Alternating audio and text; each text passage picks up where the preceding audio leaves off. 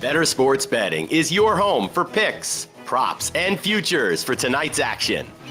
Bettor Sports Betting wants to know what picks you're playing tonight. Tell us in the live chat on YouTube, Twitter, and the Bettor Sports Network app. This is Bettor Sports Betting with Fantasy Alarm's Dan Servodidio.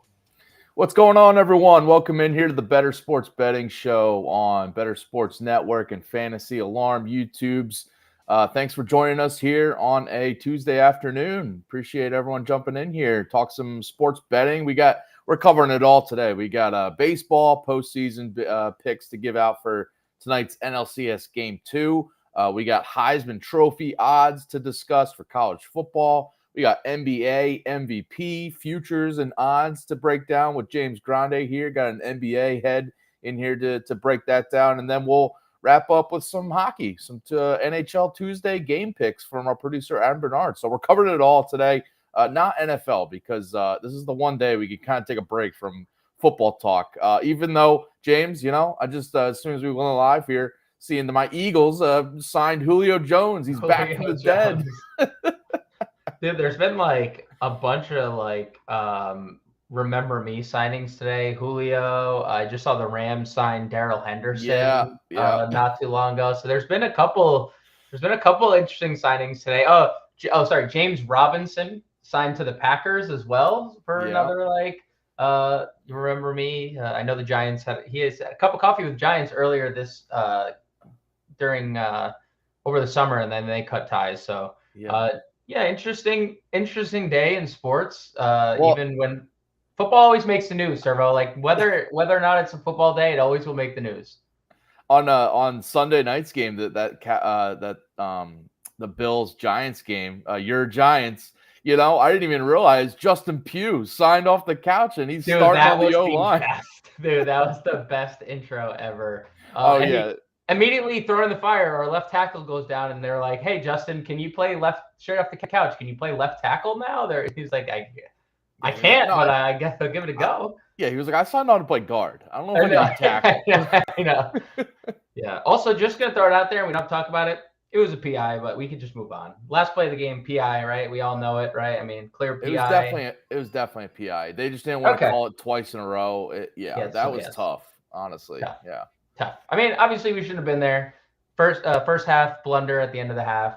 Tyrod checks to the run.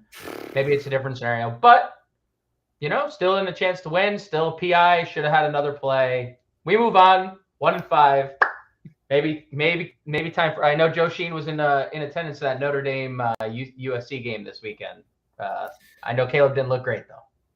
Well, he didn't, but I don't think there's a scenario where he's not the number one pick. So I feel like he's locked into that.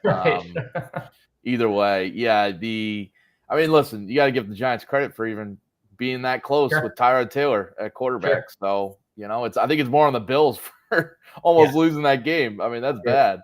All right, that's it for the NFL talk for now. Let's start with some baseball because we got NLCS Game 2 tonight, Diamondbacks-Phillies. We got tomorrow is the Astros-Texas Game 3, so we'll break down some picks for that one tomorrow. But for tonight, Diamondbacks-Phillies, let's give out some props. Let's give out some picks for this game. Where are you going with one of yours? Yes, I'm going to start with Arizona Diamondbacks starter Merrill Kelly. I'm going to go with the walks prop here. And I'm going to go over 1.5 walks for Merrill Kelly. And when you look at Merrill Kelly, his body of work, he absolutely had the best year of his career. He's 35 years old. He pitched great all year. 3.1 ERA, 192 strikeouts, 184 innings. But if there was one place that Merrill Kelly struggled, it was the walks. 71 walks in his 184 innings. You look at the latest stretch of games that Merrill Kelly has pitched here, Servo. Dodgers, 2 walks. Houston, 2 walks. Yankees, 2 walks. San Francisco, 3 walks. Mets, 4 walks. Cubs, 5 walks. 6 straight starts over this 1.5 walk marker. You're facing a scorching hot Phillies offense that just has battered pitching throughout this whole postseason. Hit 3 home runs again last night, including Harper, including Schwarber, who has now the most postseason leadoff home runs or home runs for a leadoff hitter in in postseason history. Like, there's not a lot of holes right now in the Phillies lineup. And, for a guy who is pitching around batters, and, it's worked for him because he's been able to get out of a lot of trouble, and he's very good at getting ground ball outs. And that's why he can afford to walk people, because he does induce a lot of grounders. I don't think he's going to be afraid to pitch around Bryce Harper or Kyle Schwarber or Castellanos right now, who's just hitting everything out of the ballpark. So Merrill Kelly over 1.5 walks tonight. He's done it 6 games in a row. -160 over on DK. As surefire as the bet that I'm putting out there tonight. I'm with you. I love that pick too, because you mentioned just his recent game logs. I mean, he's going over this in, what is it, 6 straight starts, he said? I mean, 6 straight. The guy, and I'm with you on this because and I hope one of those walks goes to Bryce Harper. I think it was a show last week, you were with me. I gave out his walks prop and it hit because he's on fire this postseason, and I expected the Braves, after he just hit 2 homers the game before, they were going to look to pitch around him. He drew 2 walks in that game. I think one of them was an intentional walk, and I think a similar thing's happening here. So give me Bryce Harper over a half a walk, plus 100 odds over on BetMGM. I mentioned he's on fire at the plate, homered again last night, as you mentioned. I just think that whether it's Kelly or anybody else, later innings, if you watch the game broadcast, the broadcasters have talked about this. Like, if the base is open, especially if Turner gets on and he steals second or something, the smarter thing right now might be just be to pitch around him, walk him.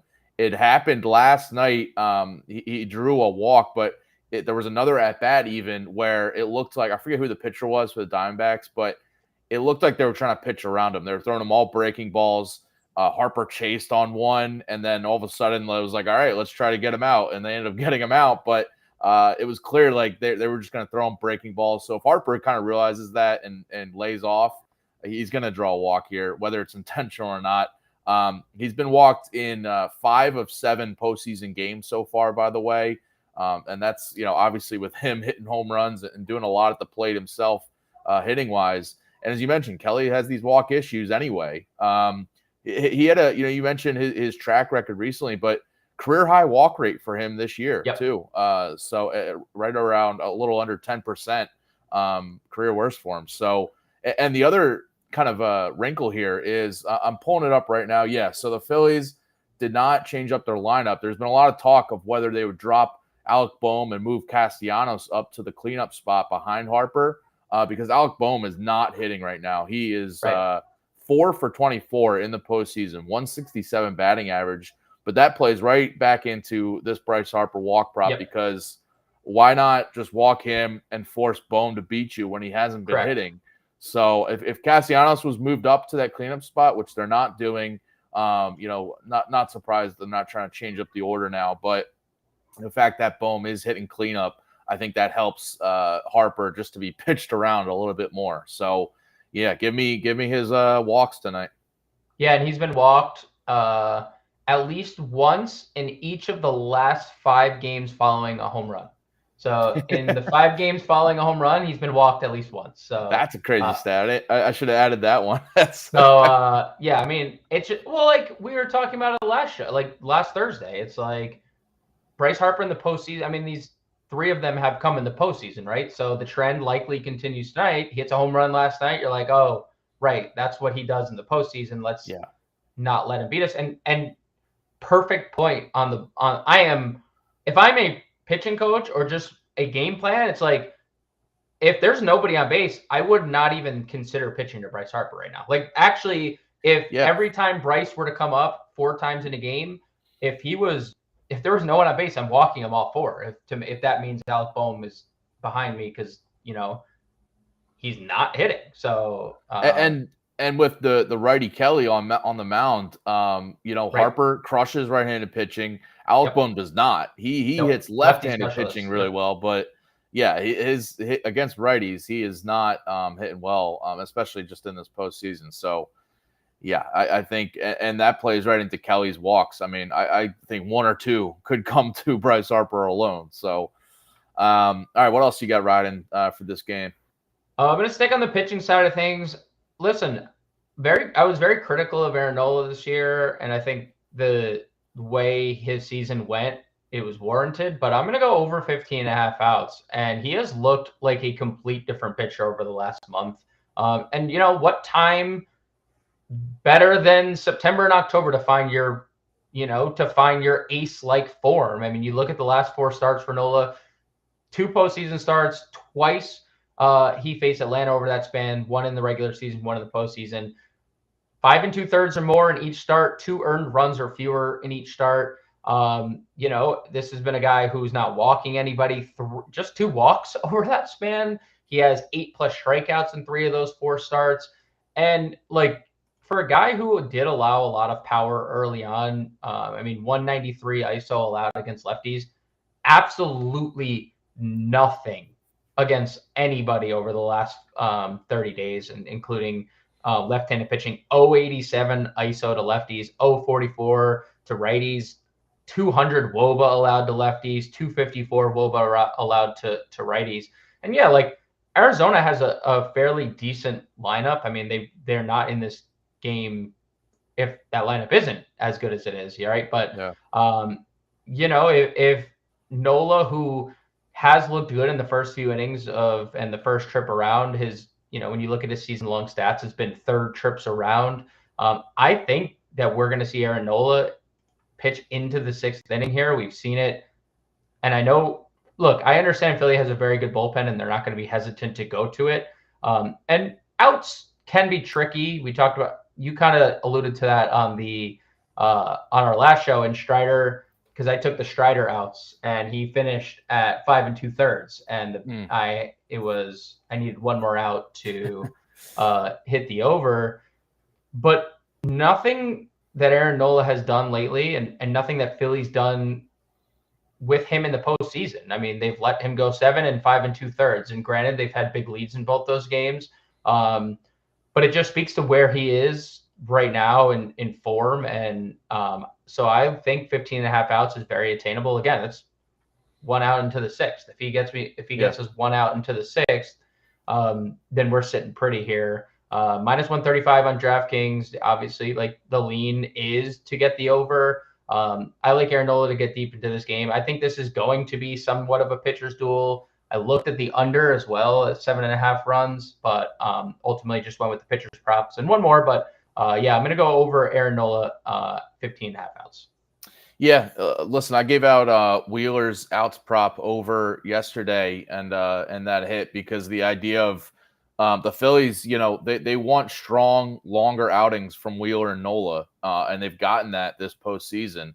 And if hopefully that trend continues, because they want to save a lot of their bullpen arms, especially their longer relief guys, for later in the series. They got 1 off day tomorrow, but then they play 3 straight games in a row, and you really want some of these bullpen arms for, Ranger Suarez has been good, but he doesn't go too deep into games, so you want some guys for that one. And then, game 4 for the Phillies looks like it's probably going to be like a bullpen game, so they want to save a lot of these guys, especially the longer arms, for the later games. And if they can get, 6 innings from Wheeler and from Nola, then that's the idea. So I do think, and I think having the, winning last night, having the 1 game cushion definitely helps too for the Phillies player props, for the pitcher props for Nola tonight, because they have that little cushion. If he gives up a couple runs early, I don't think they're going to pull him in the 3rd inning or anything. I feel like they're going to want to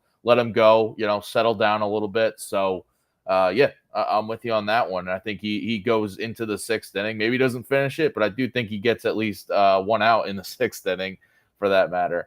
All right. I'm going back to the Phillies offensive side of things. Give me Trey Turner over 1.5 hits, runs, RBIs. It's juiced up to minus 145 on DraftKings, but I'm still good with it because he's been over this in all 7 postseason games so far this year. The guy is just feeling it at the plate.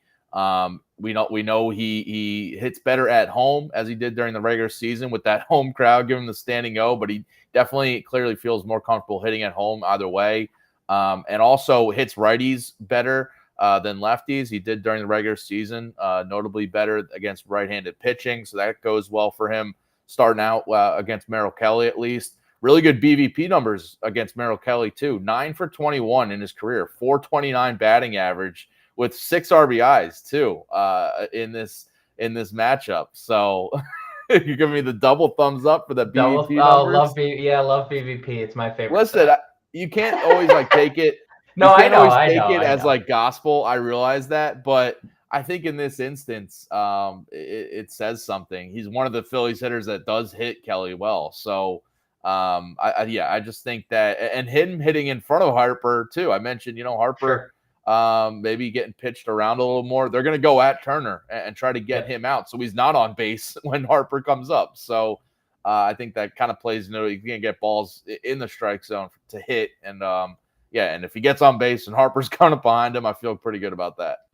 Yeah, pick your poison. The guy who had 34 steals this year, and if he gets on first, can just be on third in no time, or pitch to Bryce Harper, who's just leaving the yard every time he gets a pitch to hit. You could walk both, and then Alec Bohm will hit into a double play. True, that's probably true. Speaking of someone who wouldn't surprise me to see hit into a double play tonight. Oh yeah. It maybe not even make contact is Johan Rojas. And look, this is super juiced. I'm not giving out anything sneaky here. But just the fact that it's on the board just feels like kind of free money, right? If you like money, you like free money, why not bet the under 1.5 hits plus runs RBIs for Johan Rojas right now? Minus 180 on DraftKings. He has 1 hit since the first game of the postseason. It's no secret. He plays a great center field. That's what he is. Philly doesn't necessarily have the best corner outfield. Let's face facts. They don't. They do not have a good defensive outfield. They need Rojas in the game because he is providing a lot of coverage everywhere out there. He had a double yesterday. Games prior, 0 for 4, 0 for 4, 0 for 3, 0 for 4, 0 for 3. I mean, yeah. We're talking about if he gets on, he had 14 steals in the regular season. He's a threat to run. Gabriel Moreno also has a very good arm. He's throwing a lot of runners out. If he's not someone who's going to run into anything, he had just 14 extra base hits. He also didn't hit righties well. 125 ISO, 282 WOBA, both team lows. So, I'm never going to call anything a certain, especially baseball is the wackiest sport of all. As we've seen this postseason, Kevin Garnett told us, Servo, anything is possible, right? He won a championship. He didn't just tell us, he screamed it to us after he won a championship. But Johan Rojas under 1.5 hits, runs, and RBIs has been cash money for all but one game this postseason. And I don't see anything changing with how good Merrill Kelly's pitched, and honestly, how good Arizona's bullpen has pitched for most of this postseason as well. So give me the under 1.5 hits, runs, and RBIs minus 180 over on DraftKings. Yeah, I'm with you. No argument from me because, I fully realize he's in the game for his defense, and they're not going to take him out even against a righty tonight. He's in the lineup because he's in there for his defense, and they don't really care to get, a left-handed bat in there if that means he's out of the game, because you mentioned, they got Castellanos isn't a good defender in right. They have been doing Brandon Marsh in left, but I don't know. He's a better, I think, center fielder than left fielder. So but Rojas is out there for his defense for sure. And they've been, if someone gets on ahead of him, there's been times where they look to sack bunt Rojas too. So that's just kind of plays right into. He's not going to get hit off that. So because he's either striking out or grounding out usually. So why not just try to sack bunt him? I even though it's juiced, whatever. If it's going to cash, then it's a good pick. Right. You could also take that in part. If you don't like the number, parlay it with anything else that we just put out. We just put out 5 total player props. Add it to a prop. I love the under. I mean, I'd bet that solo. I'd also bet it in a parlay as well. Yeah, I'm with you. If the juice is always that's always a debate in betting. It's how much do you pay for a pick that's juiced to minus 180, minus 200, whatever. But if it's a pick you really feel good about, then it's worth, I think, paying a little bit more to have it cash. So, just how it is. Or again, throw it in a parlay or something. All right, for tonight's game, we are gamifying the MLB playoffs on the BettorCast app. So download the free app to see Moose and Keith's preview and picks for Game 2 of the NLCS between Arizona and Philadelphia. Then join our free contest by answering the pregame questions. During the game, predict what will happen, test your baseball knowledge, chat with fans about all the big plays, bad calls, top performers in real time. No purchase or subscription necessary. Always free to play. You watch the NLCS with us, play our free contest, and win tickets to redeem for authentic NFL signed gear and collectibles. Download the free BettorCast app in the Apple app and Google Play stores, or scan that QR code right on the screen there. Must be at least 18 years of age to play. All right, let's flip it over to some college football now. Talk some Heisman odds and update the current Heisman landscape, because we just had Oregon, Washington. Yeah, that was me on Saturday watching that Oregon, Washington. Really good game, but Washington came out ahead. So now we got Michael Penix Jr. as the betting favorite now. Bo Nix drops a little bit. Yeah. Massive favorite, huh? Like insanely massive. Yeah, you could see the odds here on the screen. Penix there at minus 150 now, and everyone else kind of playing behind him to try to rise up now. But yeah, the Penix Jr. now the betting favorite, kind of crazy. Is this his award to lose, Servo, or at this point in time? So I'm not surprised that he vaults up after this win, because Sure. A couple of weeks ago we broke down some of these odds, and I told you, these are the guys that could rise up if they get a big win here or there. And I threw out Penix Jr. and Bo Nix as both, they're going to play in a few weeks here. The winner of that game is really going to jump up, and the loser falls down a bit. So I'm not surprised at that. I would not bet on Penix Jr. right now at minus 150. I think your chance at getting him as like a value at a big plus odds is kind of past now. I would not bet on him now, because we're going to have in the next few weeks later in the season, we're going to have other results, other big games involving other teams that are going to have, their top contender now rise up, and Penix Jr. might fall down a little bit. So I think you're going to get better odds on him later in the year. Even though he is the rightful favorite, he's putting up crazy numbers. The Washington offense is legit, one of the best in the country, if not the best. And he's going to be, keep putting up these numbers every week. So if you think it's his to lose, you can bet it. I would not. I just think there's other value you can jump on, because there's going to be more risers coming up. And, the hype right now, the love around Penix Jr. is there for right now, of course, right after this win. But I think in a couple of weeks, we could see him slip down just a little bit when he's playing some easier games, other guys moving up. So, that's kind of my view on Penix Jr. right now. So if you talked about the value, who are your value picks, and why is it the Iowa punter? Yeah, listen, there's a chance.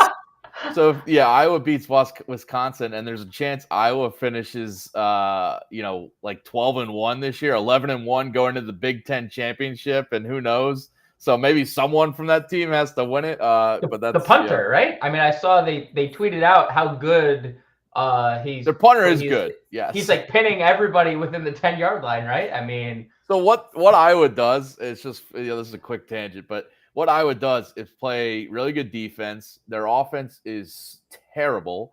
I saw dead last in college football. Like it's dead last, 133 of 133. Yeah, they're the worst offense in the country. But yeah, they play really good defense, and they use their punter. They use special teams to their advantage to pin guys deep. And that's why their games are like 10-7 final scores, and hell yeah, they just play the possession game because they know their offense stinks and they need to use their punter. They feel like they're recruiting punters more than receivers these days. Punters and tight ends, right? That's the factory out there in Iowa. Punters and tight ends. Yeah. So other than the Iowa punter, who's your value targets here for the Heisman Trophy? All right, so I'm first looking at this weekend. We got Penn State against Ohio State. You got Iowa in my mind, man. Penn State versus Ohio State this weekend. Almost did it again. I almost did it again. The winner of that game, we're going to see one of these guys rise up. So if it's Penn State, it's their quarterback, Drew Aller, plus 6,000 on those odds. If they pull off the upset on the road at Ohio State, it's going to be Aller, having to be good against a really good Ohio State defense. So his odds will definitely shorten. So if you want to jump on that, this might be the shortest you get it. If they lose, he's kind of out of the race anyway. But I think at plus 6,000, it's worth a look because there's a chance, Penn State has this game against Ohio State. Then they play Michigan in a little bit.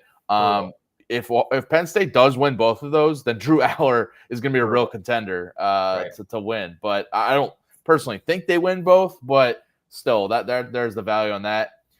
With Ohio State, Kyle McCord, their quarterback, plus 3,500. He's the guy that will move up a little bit because, again, against a good Penn State defense, he'll probably be a reason why they win. The other guy, though, for Ohio State, if you want to look at Marvin Harrison Jr., the stud wideout, going to be the top receiver taken in the draft this year, plus 6,000 odds for him. We could see an instance if Ohio State, goes undefeated, makes the college football playoff. He might be one of the main reasons they do that.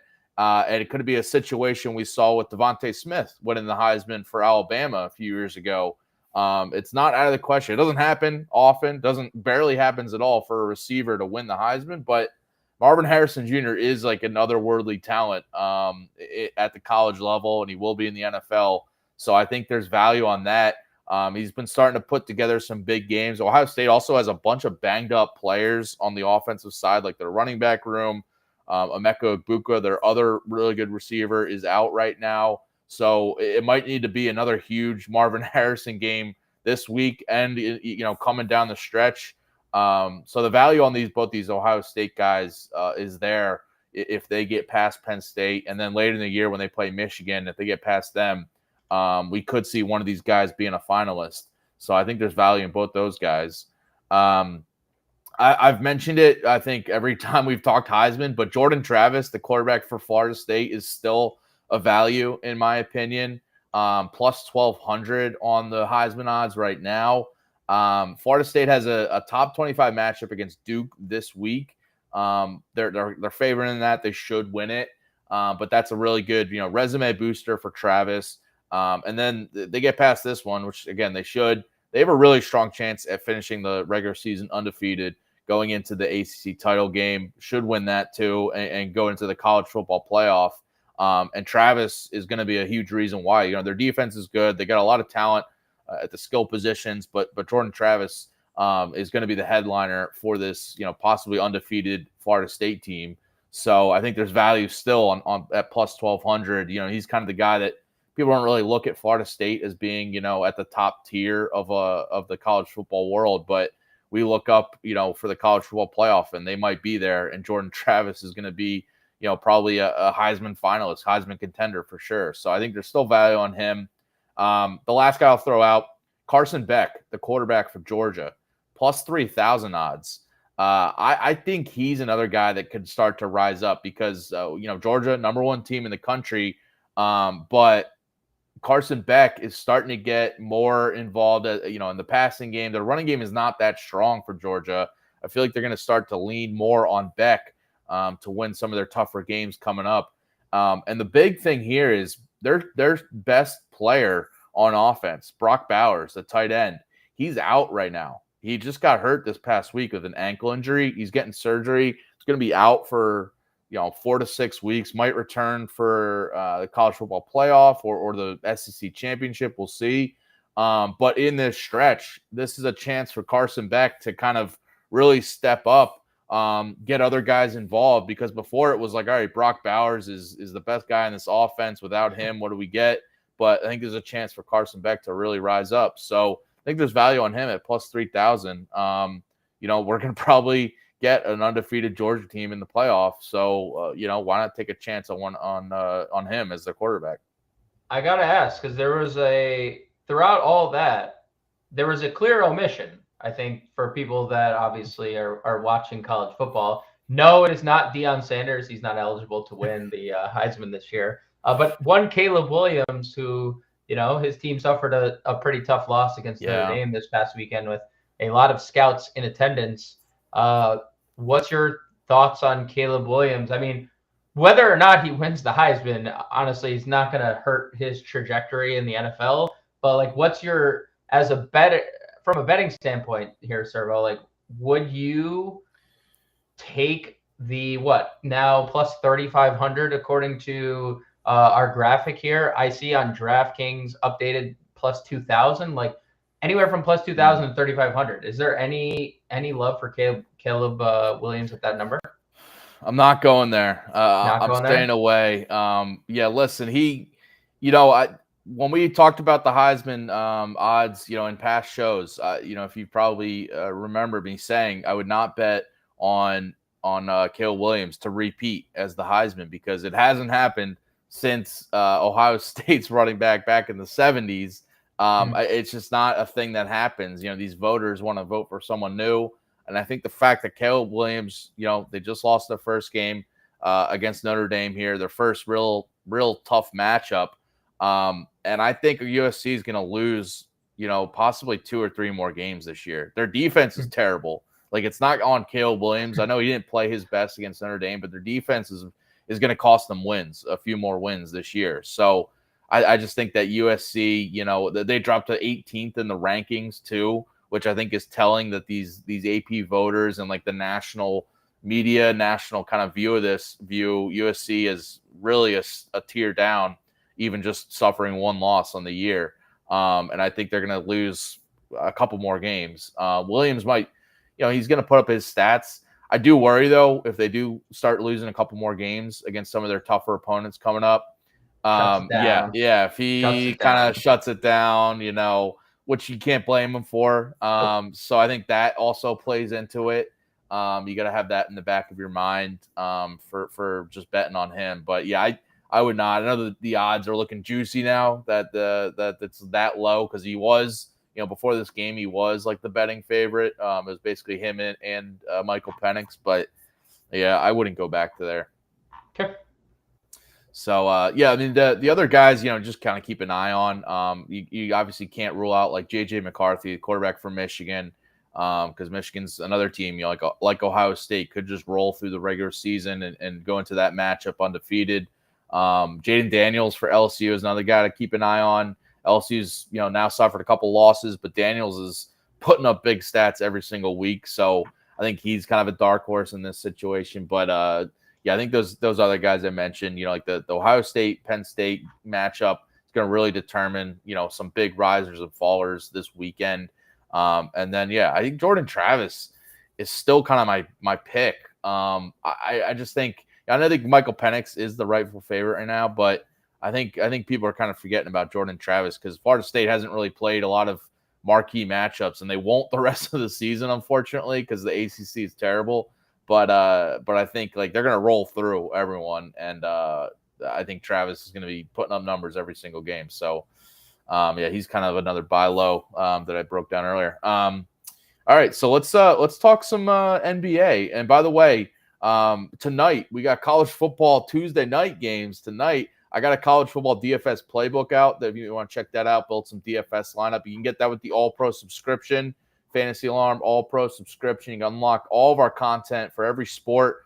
We got NBA season coming up, so we're gonna have some NBA DFS, but we got the draft guide articles that I know James is diving into. He's got a couple live right now for NBA season, so you get that with the All Pro subscription, one-on-one access, expert access in the Discord, the League Sync, the lineup generator for fantasy football. Tonight's waiver wire in fantasy football. So you want to get those top plays and everything and guys to grab up. So go to fantasyalarm.com/win. Use the promo code LOCK.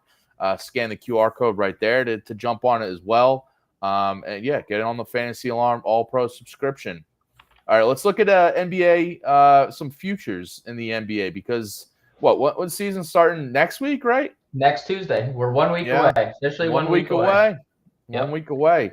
So let's look at MVP odds because we touched on some of these when we had, like a big trade with Damian Lillard and different, off-season news and, the Thunder adding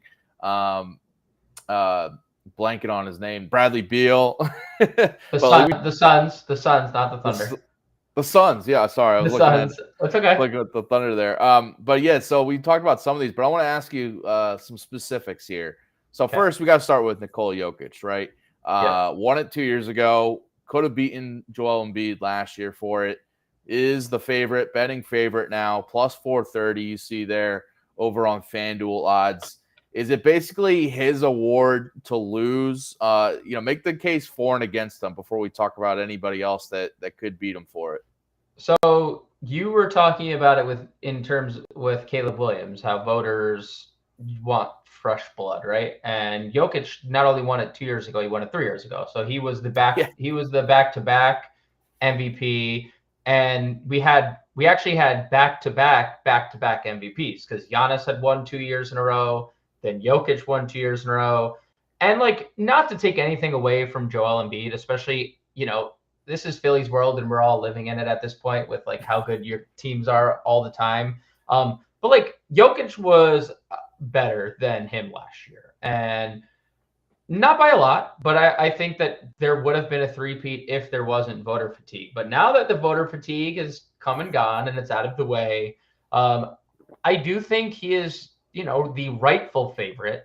I think there's a lot to be said about the new rules this year. And, you have to play 65 games. That's something that Jokic has done every year of his career. He has never been someone that has missed a lot of time. Last year, I think, was probably the most he's ever missed, especially, they were the clear-cut best in the West. They were number one from pillar to post. And they could afford to give him some time off, where in years past, they weren't that good, and they weren't they were playoff teams, but they needed him to be competitive in a very competitive Western Conference.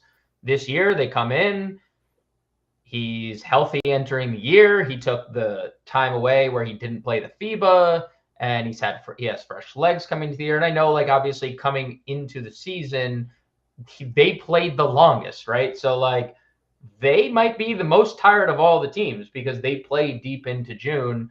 But I think he should enter as the rightful favorite. I mean, he was 0.2 assists shy of a triple-double. Most people would round up. The statisticians won't officially give him averaging a 25-point triple-double, but, those that round up will, right? 9.8 assists for a center is unheard of. I mean, this is just a player that is breaking all types of barriers when it comes to just playing the game of basketball. So is he the rightful favorite? Yes. Is it his award to lose? I'm not so sure. I think that there's going to be a lot of competition this year, given the way the NBA is now structuring the format for the award system. So I think it's where Joel Embiid probably doesn't win it last year. I don't have the exact amount of games, and I can look it up, the exact amount of games that he played last year. He played 66, so he would have qualified for one game. But hey, he qualified, right? 66 games, that's all you need. But we've seen him only do that twice in his career. And now, granted, it's been his last 2 seasons, and that's a trend in the right direction. But it's not like his age. It's not like he's Benjamin Button. He's not reverse aging. He's still getting older. He's going in. So I think Jokic is the rightful favorite. I'm a little surprised to see Luka Doncic and as such close odds on as the second best odds to win the MVP because we haven't seen we've seen the numbers from Luka, but we haven't seen any growth in Dallas. Last year they took a massive step back, and all they did last offseason was this offseason was made a couple draft picks. They did acquire Grant Williams. That was a good piece. But they extended Kyrie Irving, and obviously that fit is still kind of TBD because neither Luka or Kyrie were healthy enough at the end of last year to truly be this is going to work or not. So there's a lot of question marks. I think there's a lot of value on the board. So I'll say Jokic is the rightful favorite, but I don't believe that this is his award to lose. All right, let's jump into some of the top contenders then you think that are worth betting on for NBA MVP. We'll get to some longer shot value guys in a little here, but I guess the next tier, you get Doncic, you got Giannis, you got Tatum, Embiid, Curry, Durant. I guess out of that group, and I will say before I throw it to you, I worry about, like Giannis adding Damian Lillard, and you see him here at the bottom, kind of how much that takes away. And if they're both awesome, like voters kind of not giving it to a team with two studs a lot of the times. So I see that, and I see Durant now with Devin Booker and Bradley Beal. Like, what's his stat lines looking like? What's if they're all really good, what's the voting breakdown there? If Booker and Durant are kind of taking some votes away from each other. Same thing with Dame Lillard and Giannis. But I don't know. What are your top bets, I guess, outside of Jokic then? So I don't disagree with that. Especially the point where if two players on the same team are playing at such a high level, they could obviously take votes away from each other. But if you listen to even Dame Lillard talk, and I do like Giannis quite a bit here, and I do like Jason Tatum. Those would probably be the next two guys that I would bet on of that next tier to kind of dethrone Jokic. Obviously I'm not going to just ignore Joel Embiid. He's obviously great, but I don't think with the James Harden situation kind of in flux, I don't think Philly's a better team than they were last year. And also the East just got so much better. Where is Philly going to? And that hasn't mattered in the last couple of years. Like the last 3 seasons, there hasn't been a single MVP that was a number 1 seed in their conference. Jokic was not the MVP last year, and Denver was number 1 in their conference. The 2 years prior, he was 4 and 5, and he won the MVP, right? And Embiid, obviously, the Philly wasn't number 1 seed, and he wins the MVP last year. So that hasn't mattered as much to voters as it did for years. Because as a Bulls fan, the year Derrick Rose won MVP in 2011, LeBron was the better player. LeBron should have won MVP. Derrick Rose and the Bulls won 60 games, and the rest is history. But listen to Damian Lillard talk. He knows that he's going to beat a lot of teams, but because people are doubling Giannis. But he called Giannis the best player in the world. He went out and said, I now get to play with the best basketball player in the world. So I think even Damian Lillard understands when Giannis is healthy, it's still Giannis's team. I don't necessarily see that big of a drop-off coming from Giannis, even with Lillard. 31, 12, and 6 last year. The biggest drop-off for Giannis last year was the blocks and steals, and that had a lot to do with Brook Lopez being such a good defensive anchor. I could see Giannis going – I mean, he had never had less than a block I shouldn't say never. Since 2014, he had never averaged less than a steal or a block. So positive regression is coming again for Giannis in that regard, especially on the defensive end. This is a guy that's a perennial all defender. He's an elite offensive player. So I love Giannis, and obviously if Milwaukee does win the East, it doesn't hurt his case. I know I just kind of said it hasn't mattered, but it doesn't hurt to win your conference. So I like Giannis, and conversely, Boston got so much better. Jason Tatum has just gotten so much better throughout the years. Another guy who averaged 30-something points per game last year.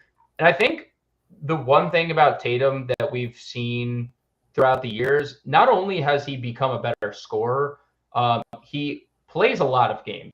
Back-to-back years where he's played 76, 74 games, and that's very rare for stars at this point to be playing almost every game. I think there was 6 players last year that played all 82. Mikal Bridges actually played all 83. He's the first player in NBA because he got traded and played an extra game. So he played 83 games first time ever. So it doesn't really happen. You get a star playing 74 plus games a year is great. And every year the points have gone up, the rebounds have gone up, the assists have gone up, the field goal percentage has gone up. He's become a very good free throw shooter. At one point, he was a 40% three-point shooter. Was at 35% last year. If that gets back up to 40, and Jason Tatum's now a 30-point score with shooting almost 50% from the floor, 40% from three, and 86% from the line. I mean, we're talking about he was the odds-on favorite early on last year, and then things tailed off, and Jokic and Embiid had the years they had, but just with so much around Jason Tatum now to like take kind of a like, well, I can't really help off Porzingis, and I can't really help off Brown, and I can't really help off Drew Holiday. Think about all the one-on-one Jason Tatum's going to have, and that's really where he feasts.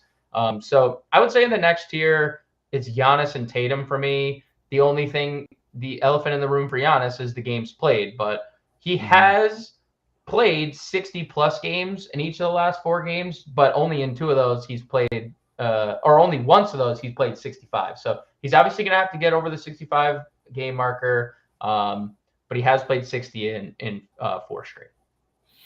All right. How about lower down in these odds, or even guys lower down that we can't even see on this top list here that are kind of long shot value guys that you would consider taking a chance on? So number one, it's not too far down, but SGA. I have been very bullish on every show that we've done about the Oklahoma City Thunder, and I think I have no reason not to be. They're obviously they improved, like vastly improved year over year. I mean, they were a team that people thought were tanking, and then were cusp playoff team. And if they didn't rest some guys late in that year, they make the playoffs, and they would have been in the play-in game. And you don't know what could have happened then. But you have Chet Holmgren coming into the mix, who's a defensive force. He's going to be, a great offensive player in pick and roll, in pick and pop with SGA. But this is a guy in SGA who's coming off, he was 4th in the league in scoring. He averaged 5 rebounds, 5.5 assists, and he's a guard, mind you, 1.6 steals per game, 1 block per game. And there was only like 3 guards in the NBA that averaged a block per game last year. And SGA was one of them. Look, Vegas has their win total at 44.5. That's what Vegas has set. If they went over that, which I'm betting over, that last year is 5th in the Western Conference. And I just said it like with the lead in to the award the last 3 years. The award has not gone to best player on best team, which it has traditionally gone to. Like, it's just gone to the player that the league has voted the most valuable. And that's obviously, I think last year, hotly contested because, what Jokic did and his body of work, and obviously took that to the postseason and they won the championship. But it's a regular season award. And if Oklahoma City is going to win 45 games and is going to be that competitive in the Western Conference, where they're in the top half of that conference or close to the top half of the conference, and SGA does things that he did last year, there is a real possibility that we're talking about not only like the leap from where he took, like he was 2nd team NBA last year. We're talking about 1st team All NBA and a chance at winning an MVP. So he would be my, I guess, dark horse, even though he's like the 8th best. He has the 8th best odds. Like, if the only other name that I'd even consider really, but it's like almost laughable because he has to play 65 games, would be Anthony Davis. But again, it's kind of laughable because Anthony Davis playing 65 games seems like such a long shot. But 3,500, if he's going to shoot as many threes as Darvin Ham wants him to, like that could unleash a lot of his game because he's really good off the dribble too. So if he has to make defenders guard him out there, he's going to blow by people, and so we'll see. But SGA is my real strong conviction on guys like outside that top half of the MVP voting that I would bet on. All right. I was, this is a separate question, but I was wondering about how the in-season tournament might impact like the MVP odds or, some of these other awards where if we get, like SGA, if the Thunder just come out and win the in-season tournament and SGA is a main reason why, he's like the MVP of the in-season tournament, that could like boost his overall, full season MVP odds because, I just feel like there could be a chance for one of these teams, like if we see, like the Denver Nuggets, not caring about this Right. in-season tournament, just like whatever. We're preparing for the real thing. Some of these other top teams doing a similar thing, maybe not. Maybe resting some of their guys as well. Like the same thing with the Bucks, maybe. But if we get a team like the Thunder or the Cavaliers or some of these lower tier teams that are looking, all right, we're gonna win this in-season tournament, and then all of a sudden it's SGA being like, all right, this dude is like a top 3 player, right? Nationally. Dude, it's the in-season tournament I'm like open to, because we've seen changes in baseball work, like we've seen changes in sports work before. It's definitely going to be interesting to see how it's handled and see how, like you said, based on results, how things, because like there's going to be an MVP of the tournament. Yeah. Like they're going to award teams money. They're going to be an MVP of the tournament. But I don't know how that's going to translate to like, okay, MVP of the tournament, does that matter for regular season cloud awards? The voters' judgment a little bit. Could. It sure. Right. There could definitely be bias involved. We'll see. But it is definitely an interesting wrinkle that we'll see. That's something that we'll have to wait on data for. Like end of year, SGA wins MVP of this tournament. Does that correlate to end of year winning MVP, right? So that is TBD for sure, because it is something absolutely. I was just talking to my dad before this. He had no idea there was even an in-season tournament, and he watches the NBA frequently. So he had no idea. A lot of people won't even realize until it comes up. Yeah, it's look. I'm not against it, right? I'm not against it. I just who knows knows what's going to happen with this thing. All right, so let's some MVP discussion there. Next week we got real games starting up. I know we'll be giving out some picks here with James. We'll try to bring some other guys on to give out some NBA picks for you guys, because it'll be fun to get some real games. And now we get the NHL and NBA seasons both starting up. Let's finish out here with some NHL. Got to bring our producer Adam Bernard on. He's our hockey guy on this show. He's glued in to everything going on in the NHL. Adam's got, by the way, on Bettor Hockey Now, that show is up. You guys are talking about some futures odds, the Vegas Golden Knights hot start. So definitely go check that out too. That went live over on YouTube for Fantasy Alarm and Bettor Sports Network. But tonight, Adam, we got some hockey tonight. So give us a couple picks for the people tonight. So we got a 9-game slate tonight. I got 2 picks for you. First, we're going to start on the West Coast. The Carolina Hurricanes are on a 6-game road trip. Tonight, they head into San Jose. Win their first 2 games of the season. They lose a bad game against Anaheim on Sunday, but it was Anaheim's season opener. And look at these jerseys they wore for their 30th anniversary. Now, they came out fired up. Like they could have beaten the 85 Edmonton Oilers the way they played in those jerseys. So they got to wear those every game. What the heck? So Carolina was unfortunately on the losing end of having to play those sweet jerseys, and they lose 6-3. Now, so they're looking to bounce back. They're one of the top teams in the league. Now they get one of the worst teams in the league, who may have played their best game of the season already and still lost 2-1 after Mackenzie Blackwood made 51 saves. So when these two situations tend to meet, the market tends to correct itself. I think Carolina can easily win by 2, and you'll at least have a shot with an empty net goal if San Jose does. The first 2 games of the season, they played Vegas pretty tight. It was a 4-1 final, but they played closer than the score. And then obviously Colorado the other night. So 2 of the top teams in the West they hung with, but I think Carolina gets it done by 2 tonight. All right. Wow. Yeah, Adam came prepared with the jerseys there. All right. What else you got tonight? By the way, that's Carolina on the minus puck and a half, minus 122 on FanDuel. The other pick I'm looking at tonight, Marc-Andre Fleury making his 2023-24 season debut for the Minnesota Wild in his native Quebec tonight. This is probably going to be his last start in Montreal, place that's special to him. Very long career for him. Very, 3 cups, Vezina Trophy. So he's going to want to go out with a bang. And he's the kind of guy that can do that. Montreal lost one of their top young guys to an ACL, MCL injury. He's going to be out for a while, Kirby Dach. So Minnesota's not a high-scoring team anyway. They're a strong defensive team. So the recipe is there for an under, which is under 6.5, minus 120 on Caesars. I think you're looking at maybe like a 3-0 Minnesota kind of game. So you can go with that. I don't know if I want to go on the puck line, but I do like the under there. So yeah, those are two picks I like tonight. In fact, I like Fleury so much that I would even consider plus 1,400 to get a shutout tonight on DraftKings. So that's one to consider as well. If you're a fan of the storyline of a guy going as close to home as he's going to go in his last game, it's a special place for him. They're giving him the start. It's his first start of the season. It's all adding up to that.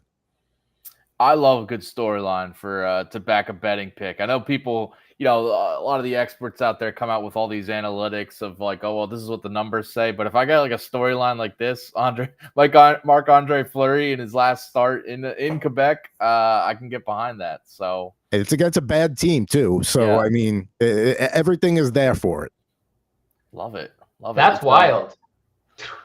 I don't know if I have the rim. That's too late now. I didn't have it. It's okay. I got you for it. Thank you. That was good. That was a good substitute. Of course, we have to end the show on a bad dad joke there. What do you mean a bad dad joke? Good stuff, Adam.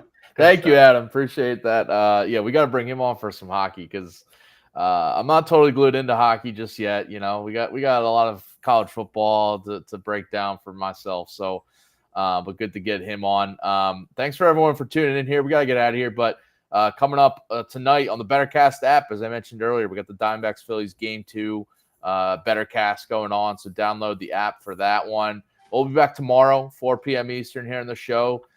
Me and Howard Bender will be talking some early leans for NFL Week 7, so definitely tune in for that. We got Astros-Rangers Game 3 to talk about, give some picks out as well. So come back for that tomorrow, and we'll see you guys later. Good luck with all your picks tonight. Good luck with your picks tonight, James. Good luck with your picks tonight, Servo. Thank you. All right, we'll see you guys later. Bettor Sports Betting on the Bettor Sports Network.